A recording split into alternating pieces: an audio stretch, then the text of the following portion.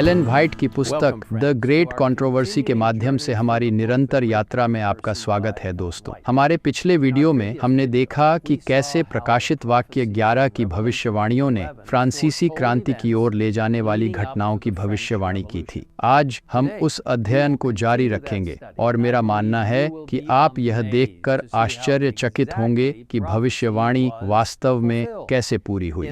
प्रकाशित वाक्य 11 को देखते हुए हम पद 7 से शुरू करते हैं और पद 8 और 10 से आगे बढ़ते हैं।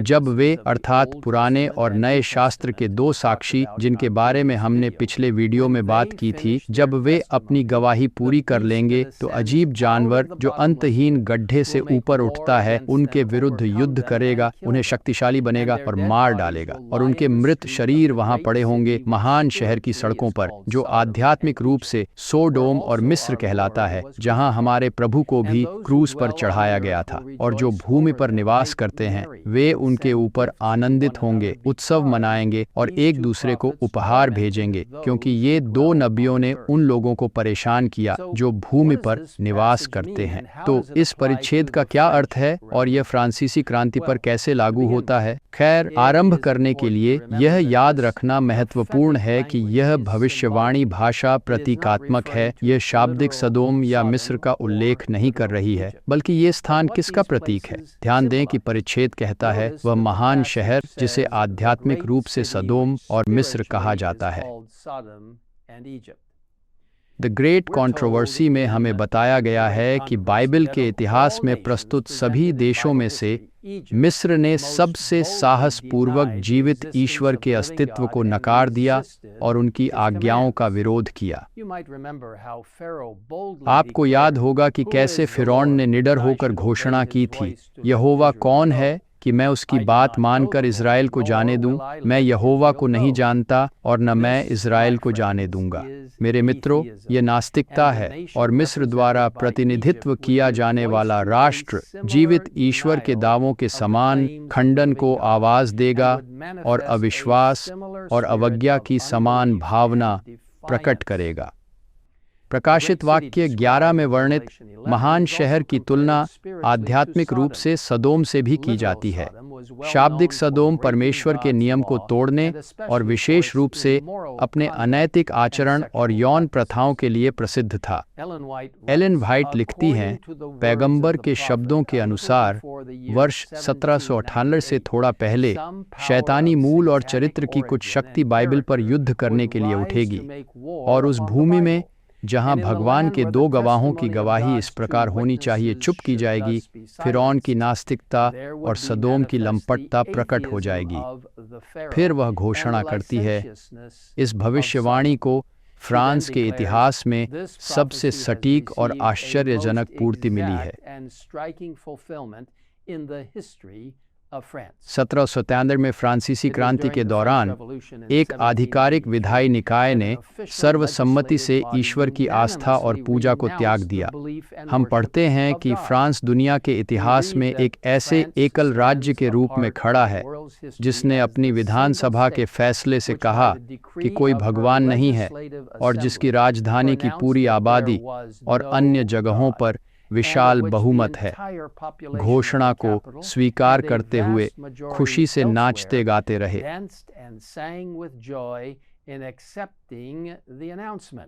प्रकाशित वाक्य 11:8 में हम पढ़ते हैं, और उनके शव धर्म ग्रंथों का हवाला देते हुए उस महान शहर की सड़क पर पड़े रहेंगे जिसे आध्यात्मिक रूप से सदोम और मिस्र कहा जाता है, जहां हमारे भगवान को भी क्रूस पर चढ़ाया गया था। इस वाक्यांश का क्या अर्थ है, जहां हमारे भगवान को भी क्रूस पर चढ़ाया गया था? हम पढ़ते हैं कि भविष्यवाणी की यह विशिष्टता फ्रांस द्वारा भी पूरी की गई थी।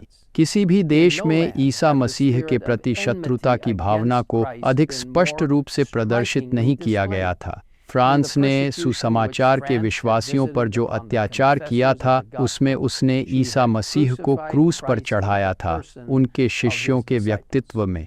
सदियों से फ्रांस में शहीदों का खून बहाया गया। वॉल्डेंसिस, एल्बिगेंसिस, और बहादुर ह्यूजेनॉट्स, सभी ने अपने देश में सुसमाचार की रोशनी लाने का प्रयास किया, लेकिन उन्हें गैर कानूनी के रूप में गिना गया और उनका शिकार किया गया जंगली जानवरों की तरह। फ्रांस में प्रोटेस्टेंटों की पीड़ा लुई 14वीं के तहत अपराध की गई।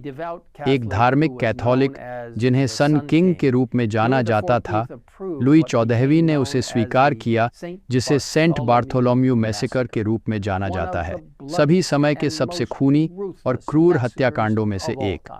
उस भयानक हत्याकांड में, जो पेरिस में 7 दिन तक चला और फिर राजा के विशेष आदेश के अनुसार प्रांतों में बढ़ाया गया और 2 महीनों तक चलाया गया, अंत में 70,000 ईश्वर के वफादार लोगों, युवा और बूढ़े, धनी और गरीब, पुरुष, महिलाएं और बच्चे का विनाश हो गया।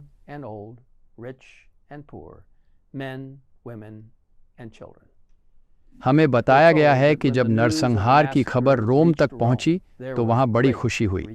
सेंट एंजेलो के तोपों ने एक खुशी भरी सलामी दी और हर चर्च की छोटी से घंटियां बजीं। बॉनफायर ने रात को दिन में बदल दिया। अब खूनी फ्रांसीसी क्रांति के लिए मंच तैयार हो चुका था। बाइबल गलातियों 6:7 में हमें बताती है, धोखा मत खाओ, परमेश्वर ठट्ठों में नहीं उड़ाया जाता, क्योंकि मनुष्य जो कुछ बोएगा वही काटेगा। वही मास्टर भावना जिसने सेंट बार्थोलोम्यू नरसंहार का आह्वान किया, उसने क्रांति के दृश्यों का भी नेतृत्व किया। लेकिन सबसे अंधेरी रात में भी भगवान अपने लोगों को नहीं भूलता। उसका वचन सदैव चुप नहीं हुआ। हम अपने अगले वीडियो में देखेंगे कि उसका प्रकाश राख से उठकर कभी भी और भी उज्जवल रूप में चमका और लाखों लोगों के जीवन में आशा और साहस लाया। मैं आपको अभी मेरे साथ प्रार्थना करने के लिए आमंत्रित करता हूँ। स्वर्गीय पिता, हमें दें अच्छे बुद्धिमत्ता का जारी रखने के लिए कैसे, जब लोग ईश्वर के वचन से बचते और उसे नकारते हैं तो भयानक परिणाम होते हैं।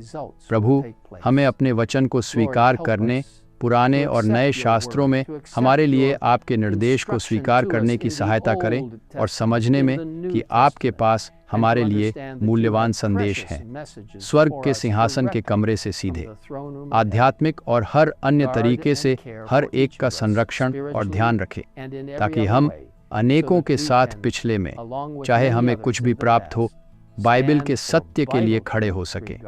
हमारी प्रार्थना को सुनने के लिए आपका धन्यवाद। यीशु के नाम में हम ये प्रार्थना करते हैं। आमीन।